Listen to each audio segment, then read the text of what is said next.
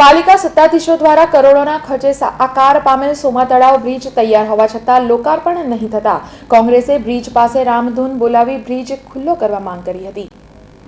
પાલિકા સત્તાધીશો દ્વારા શહેરમાં ટ્રાફિક ભારણ હળવું કરવાના ભાગરૂપે વિવિધ ફ્લાયઓવર બ્રિજ તૈયાર કરવામાં આવી રહ્યા છે, ત્યારે ડભોઈ રોડ સોમા તળાવથી તરસાલીને જોડતો સોમા તળાવ બ્રિજ તૈયાર થયો હોવા છતાં તેનું લોકાર્પણ નહીં થતા આજરોજ વોર્ડ નંબર 23ના કોંગ્રેસના હોદ્દેદારો કાર્યકરોએ કાઉન્સિલર બકાભટ્ટની ઉપસ્થિતિમાં બ્રિજ પાસે બેસી રામધૂન બોલાવી હતી, જે સંદર્ભે કાઉન્સિલર બકાભટ્ટે જણાવ્યું હતું કે બ્રિજ સત્વરે ખુલ્લો નહીં મુકાય તો કોંગ્રેસ દ્વારા ખુલ્લો કરી દેવાશેનું જણાવ્યું હતું।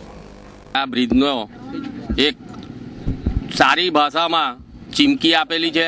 કે ભાઈ જે પબ્લિકને અવર જવરમાં તકલીફ પડે છે, તરસાલી, પ્રતાપનગર, દંતેશ્વર અને સોમા તળાવ તરફની જે મેક્ઝિમમ પબ્લિક છે એને આ તકલીફ બહુ ખૂબ જ પડી રહી છે। ઓક્ટોબર મહિનાથી બ્રિજ તૈયાર છે છતાં બી બ્રિજનું ઉદ્ઘાટન કરતા નથી।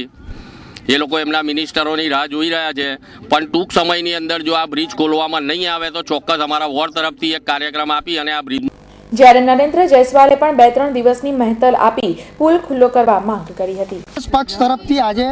વોર્ડ પ્રમુખ 23ના નવા નિમાયેલા પ્રમુખે આજે એમની લાગણીના વશ થઈને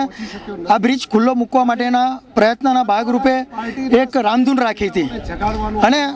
અમને મેસેજ પાસ થયો એટલે અમને એવું લાગ્યું કે આજે આ બ્રિજને ઓપન કરી દેવો છે,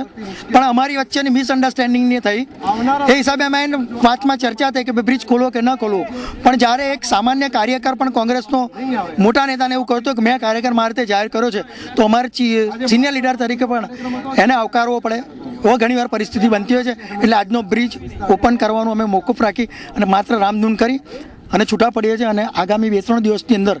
આ ભાજપવાળા જો આ બ્રિજને ઓપન નહીં કરે તો અમે આ બ્રિજને ચોક્કસપણે કોંગ્રેસ તરફથી